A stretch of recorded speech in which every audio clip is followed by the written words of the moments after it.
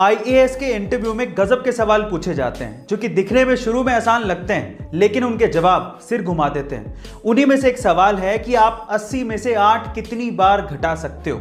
सवाल को ध्यान से सुनेगा।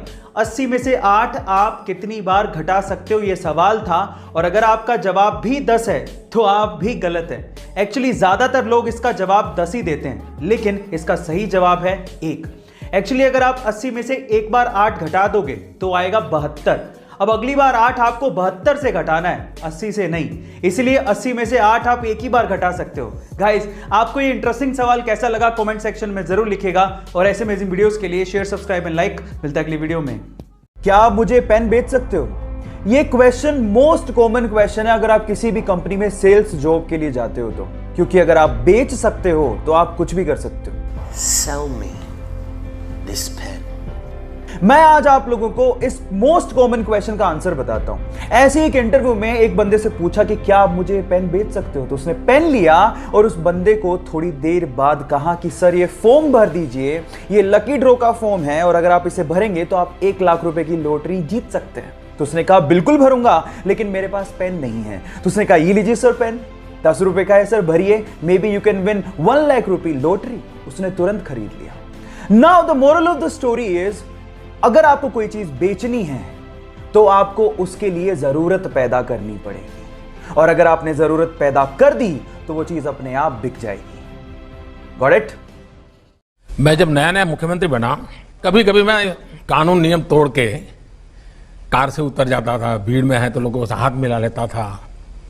तो एक दिन ये अतुल करवल चैम्बर में मिलने आए, काफी जूनियर थे वो, मैं आज से 20 साल पहले की बात कर रहा हूं। उन्होंने अपने मुख्यमंत्री के सामने आंख में आंख मिला करके अपनी नाराजगी व्यक्त की। उन्होंने कहा साहब आप ऐसे नहीं जा सकते, कार में से आप अपनी मर्जी से नहीं उतर सकते, आप ऐसे भीड़ में नहीं जा सकते। मैंने कहा मेरी जिंदगी के तुम मालिक हो क्या, या तुम तय करोगे क्या मुझे क्या करना क्या नहीं? वो जरा भी हिले नहीं, डिगे नहीं। उन्होंने मुझे साहब कहा साहब आप व्यक्तिगत नहीं हो, राज्य की संपत्ति हो, और मेरी इस संपत्ति को संभालना जिम्मेवारी है। आपको नियमों का पालन करना होगा, ये मेरा आग्रह रहेगा और मैं नियमों का पालन करवाऊंगा। एक बार एक बंदा जूता खरीदने के लिए किसी शॉप पे गया। उसे 7 नंबर का जूता खरीदना था और उसे उस शॉप पे एक जूता पसंद भी आ गया।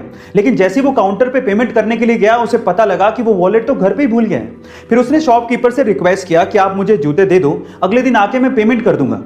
थोड़ा सा हेजिटेशन उस शॉपकीपर को फील हो रहा था उधार देते हुए, लेकिन फिर भी उसने जूते पैक किए और ग्राहक को दे दिए। अगले दिन वही ग्राहक वापस से उस शॉप पर आता है और कहता है कि दोनों में से एक जूता 6 नंबर का है, प्लीज आप उसे चेंज कर दो।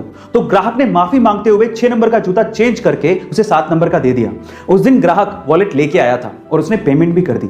अब आप ये देखिए कि दुकानदार ने कितना समझदारी से काम किया, ना उसने जूते खोए ना कस्टमर। इसे कहते हैं प्रेजेंस ऑफ माइंड। गाइस, आपको ये सुन के कैसा लगा कमेंट सेक्शन में जरूर लिखिएगा। और ऐसे अमेजिंग वीडियोस के लिए शेयर, सब्सक्राइब एंड लाइक। मिलते हैं अगली वीडियो में।